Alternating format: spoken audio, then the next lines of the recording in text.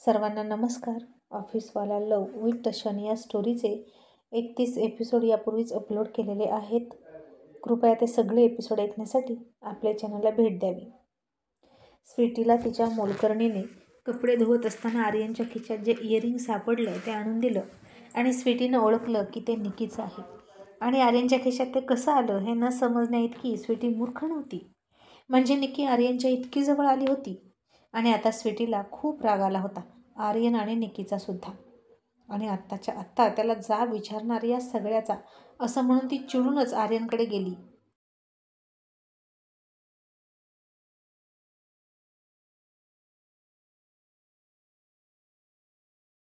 तो स्टडीमध्ये होता आणि ऑफिसला जाण्याआधी तिथं थोडा बसला होता. आणि ती खूप रागात तिथं गेली आणि आर्यनला कामात मग्न असलेला बघितलं. आणि तिला बघून आर्यन हसून म्हणाला, बेबी तुझ्या हातची एक कॉफी दे ना, आणि मग दिवसभर मूड फ्रेश राहील. तसं दिवसभर मूड फ्रेश असावा म्हणून तुला घेऊन जातो मी ऑफिसला, पर तुम्हारे हात की कॉफी की बात ही कुछ अलग है. आणि आता ते ऐकलं तसं स्वीटी गप्प बसली.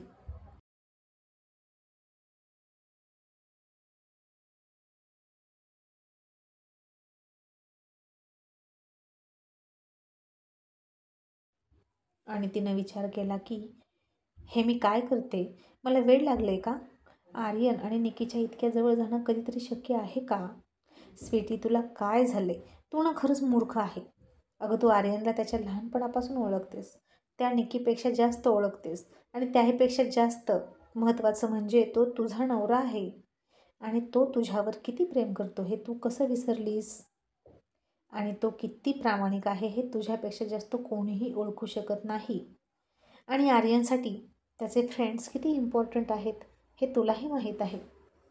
परी त्यांनासुद्धा तो खूप जपतो, परीलासुद्धा तो जपतो. आणि स्वीटीचं दुसरं मन त्या कानातल्याकडे बघून म्हणत होतं, पण हे काय आहे? हे त्याच्या खिशात आलं तरी कुठून? आणि पुन्हा स्वीटीचं दुसरं मन तिला शहाणं करत म्हणालं, स्वीटी त्या निकीला तू ओळखत नाहीस का? अगं तुला आणि आर्यनला दूर करण्यासाठीच तिनं हा ड्रामा केला असेल तर? ती मुलगी किती ड्रामेबाज आहे हे तू चांगलं ओळखते. आणि आता जर मी आर्यनला रागात जाब विचारला तर तो आणखीन भडकेल माझ्यावर आणि मलाच मूर्ख म्हणेल. आणि निकीला हेच तर हवं आहे की मी आर्यनसोबत भांडावं. आणि आर्यन तिला विचार करताना बघून म्हणाला, बेबी काय झालं?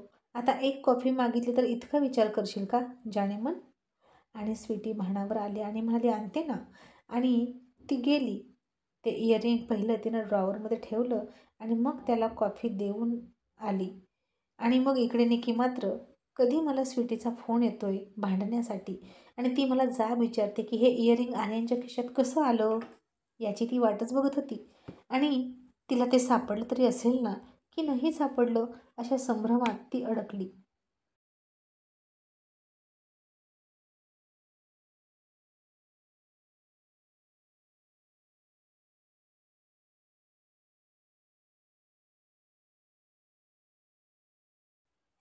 आणि आता ते सापडलं असेल ना, की नाही सापडलं असलं वाटलं. आणि आता तिनं दुपारी मुद्दाम स्वीटीला फोन केला, तिला काही कळतं की नाही हे बघण्यासाठी. म्हणाली, स्वीटी आर्यन ठीक आहे ना गं? तो व्यवस्थित पोहोचला ना? आणि स्वीटी थोडीशी चिडून पण गोड बोलत म्हणाली, निकी अगं आर्यन तर काल आला तुझ्याकडून आणि तू आज विचारतेस का? अँड बाय द वे आता तू ठीक आहेस ना? आर्यन सांगत होता मला की गुंडांनी तुझ्या घरावर हल्ला केला. आता तू जपून राहा बरं का. मी असं ऐकलं आहे की असे गुंड एकट्या मुलींना बघून रेप करतात, खून करतात. आणि तू तर एकटीच आहेस. आणि तू ना लग्न कर किंवा कोणाला तरी सोबत ठेव, कारण सतत आर्यन नाही येऊ शकत तिथं, कारण त्यालाही त्याच्या घरची रिस्पॉन्सिबिलिटी आहे. तशी निकी थोडी घाबरली आणि तिने फोनच ठेवून दिला. आणि आता हे आर्यननं ऐकलं आणि तिला म्हणाला, स्वीटी बेबी एकट्या मुलीला दिलासा द्यायचा सोडून तू घाबरवतेस काय? आणि स्वीटी तिच्या हातातला फोन तोंडासमोर गोल गोल फिरवत म्हणाली, आर्यन निकी ब्रेव आहे आणि खूप हुशार आहे. आणि मी तर फक्त तिला काय होऊ शकतं हे सांगितलं. आर्यन, असं होऊ शकतं की नाही तूच सांग. आणि आर्यन म्हणाला, हो, असं होऊ शकतं. आणि तू तिला सल्ला दिलास त्याबद्दल खरंच तुझं मनापासून कौतुक. आणि मग स्वीटीनं आर्यनला एक मिठी मारली आणि म्हणाली, माझं कौतुक केलं म्हणून तुला एक जादूची झप्पी. आणि आता आर्यननं सुद्धा तिला त्याच्या बाहूमध्ये सामावून घेतली आणि त्याच्या मिठीत गेल्यानंतर तिला जाणवलं की आर्यन फक्त माझा आहे. त्याची मिठी तीच आहे, तिचा पियाजी तोच आहे. कारण तिनं त्याच्या हृदयावर कान ठेवला होता आणि त्यातून फक्त स्वीटी, दिव्या असाच आवाज येत होता. आणि त्यांची मिठी मारलेली अवस्था तशीच होती. इतक्यात अतुल आत आला आणि स्वीटी, आर्यन अजूनही तशाच अवस्थेत होते. आणि अतुल म्हणाला, ओ तेरी, मी परत जाऊ का? तसे दोघे बाजूला सरकले आणि आर्यन म्हणाला, uncle uncle uncle, don't go. काहीच करत नव्हतो. तुमच्या सुनेला फक्त एक झप्पी दिली. ॲक्च्युली मी नाही तर तिनंच मला दिली. मी तिचं कौतुक केलं म्हणून. अंकल, इतना तो बनता है ना.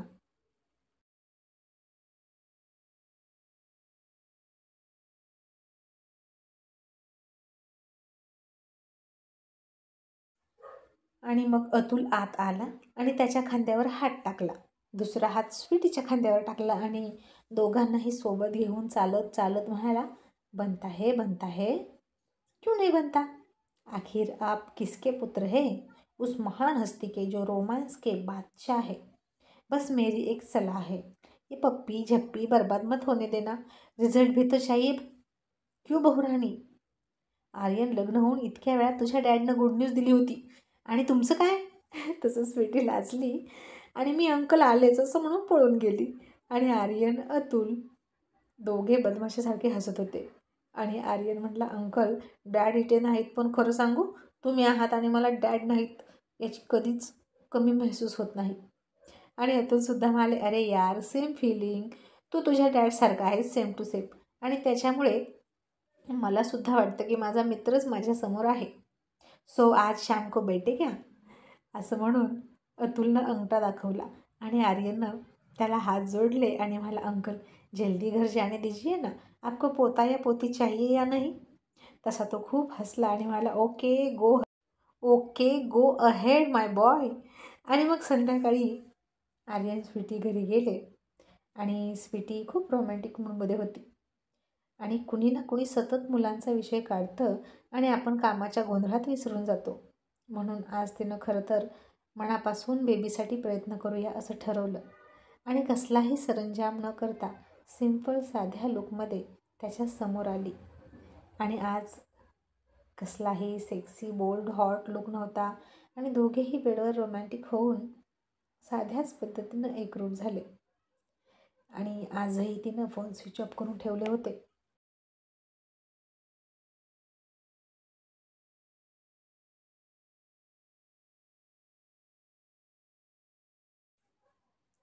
आणि अर्जुन, तन्वी मात्र तिकडून फोन ट्राय करत होते. दोघांचेही फोन स्विच ऑफच येत होते. आणि तन्वी म्हणाली, हे काय, आता यांना कोण डिस्टर्ब करतं म्हणून फोन स्विच ऑफ केले. आणि अर्जुन म्हणाला, तनू, असतं काहीतरी, डोंट वरी. मग दुसऱ्या दिवशी संडे होता आणि स्वीटी उठली आणि ती आंघोळ करून आरशासमोर येऊन तयार होत होती. आणि रेड कलरची तिनं साडी घातली होती. आर्यन अजूनही उठला नव्हता.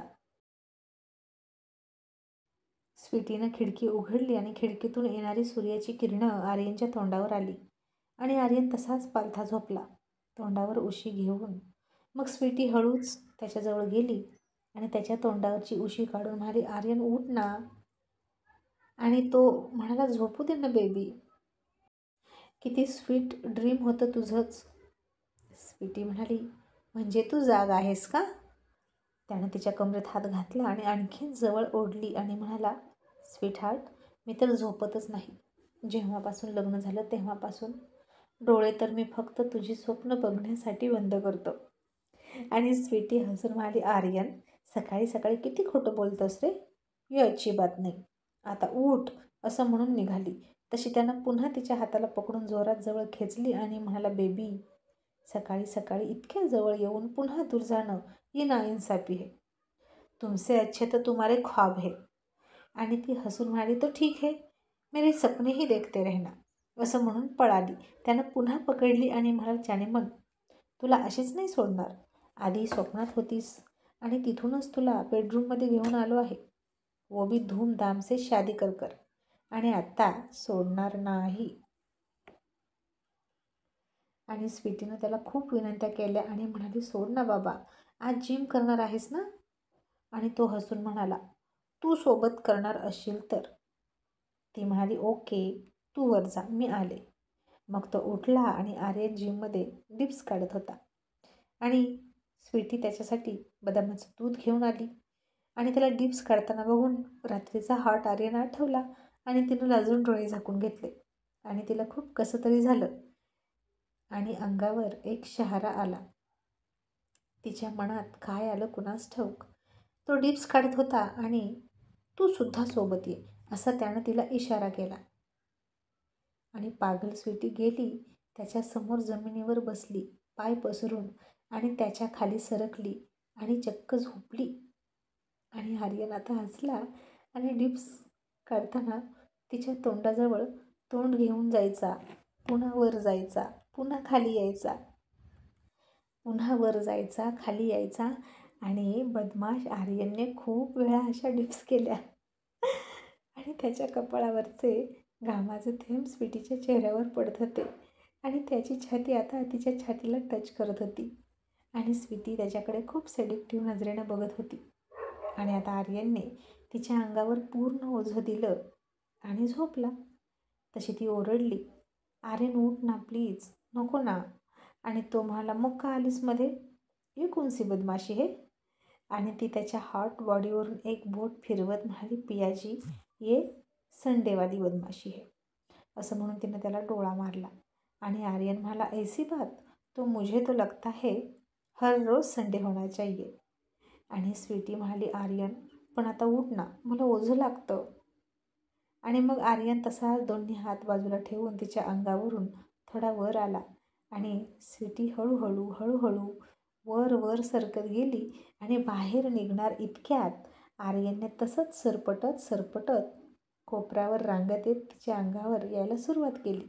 आणि तिथेच दोघांचाही पुन्हा रोमांस सुरू झाला. आणि इतक्यात त्याचा फोन वाजला आणि स्वीटीला वाटलं नक्की निकी असणार आणि ती वैतागलीच. आणि मग तीच म्हणाली, आर्यन थांब, मी घेते. तिने फोन घेतला तर परी होती. आणि परी आर्यनला म्हणाली, चिकू तू ऋषीला भेटतोस की नाही सांग. किती भाव खातोस रे, तुला माहीत नाही त्याला अजिबात वेळ नसतो, इतकं काम असतं त्याला, तरीही तो माझ्यासाठी तुला भेटायला तयार आहे.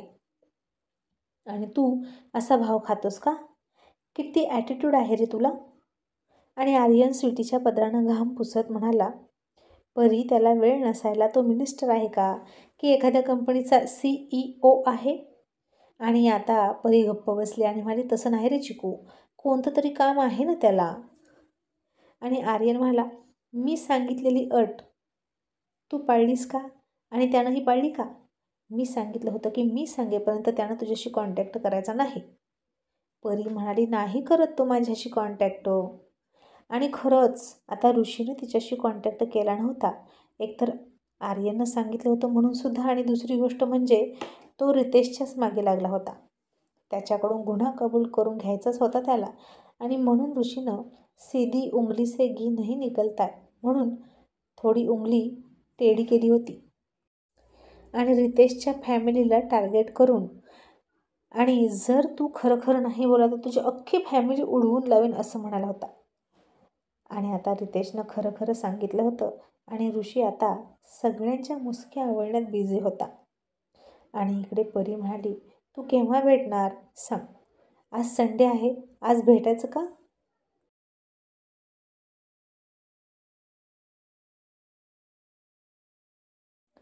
आर्यन म्हणाला, नो, तू पबमध्ये येणार आहेस का, आज तिघं जाऊया, इंद्रा आरूला सुद्धा घेऊया. परी म्हणाली, तुला तिकडे जायला वेळ आहे आणि ऋषीला भेटायला वेळ नाही का. आर्यन म्हणाला, हो, अगदी बरोबर ओळखलं, नाही मला वेळ. स्वीटी आता त्याचं बोलणं ऐकून डोक्यावर हात मारून घेत होती. आणि परी म्हणाली, स्वीटी तू तुझ्या नवऱ्याला विचार, त्याला माझं लग्न होऊ द्यायचं आहे की नाही. आणि आर्यन म्हणाला, ॲब्सोल्युटली नो, आणि त्या ऋषीसोबत तर अजिबात नाही. आणि परी म्हणाली, मग मी तशीच राहू का बिना लग्नाची, की तू करतोस माझ्याशी लग्न, बोल. आणि आर्यन हसला आणि म्हणाला, हो करतो, स्वीटीची काही हरकत नसेल तर आय एम रेडी.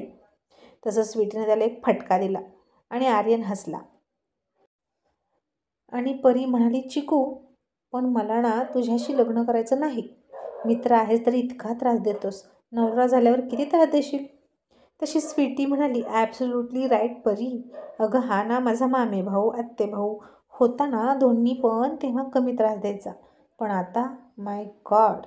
आणि आर्यनने तिच्या नाकावर नाक घासलं, तिचा गाल दातात पकडला, थोडंसं बाईट केलं आणि म्हणाला, असा त्रास देतो ना. आणि स्वीटी लाजून हसायला लागली. आणि परी म्हणाली, चिकू बोल ना ऋषीसोबत, नाहीतर मी ना त्याला भेटायला निघाले. तू स्वीटीपासून दूर राहतोस का रे, मग मला का त्याच्यापासून दूर ठेवतो. आणि आर्यन म्हणाला, इम्तिहान, प्यार का इम्तिहान असं म्हणून गुड बाय बेबी म्हणाला आणि फोन ठेवला. आणि परी तिकडं वैतागली. तिनं आता ऋषीला फोन केला आणि म्हणाली, ऋषी तू तरी भेट ना मला. आणि ऋषी म्हणाला, परी आधी तुझ्या चिकूला भेटणार आणि मग तुला. परी म्हणाली, ऋषी पण तो तुला नाही भेटत. आणि ऋषी म्हणाला, IPS ऋषी तिवारीला तरी भेटेल ना. उद्याच त्याची आणि माझी मीटिंग होईल. आणि परी म्हणाली, खरंच. पण ऋषी तो थोडा ॲंग्री आहे, थोडा नाही खूप ॲंग्री आहे, त्याला समजून घे. आणि ऋषी म्हणाला, डोंट वरी. आणि रितेशचा चॅप्टर आता मी क्लोज केला आहे, आता आपल्याला भेटण्यापासून कोणी रोखू शकत नाही. मग आता दुसऱ्या दिवशी ऑफिसमध्ये आर्यनला ऋषीचा फोन आला आणि त्यानं सभ्यपणानं विचारलं, मिस्टर आर्यन मला भेटसाल की नाही.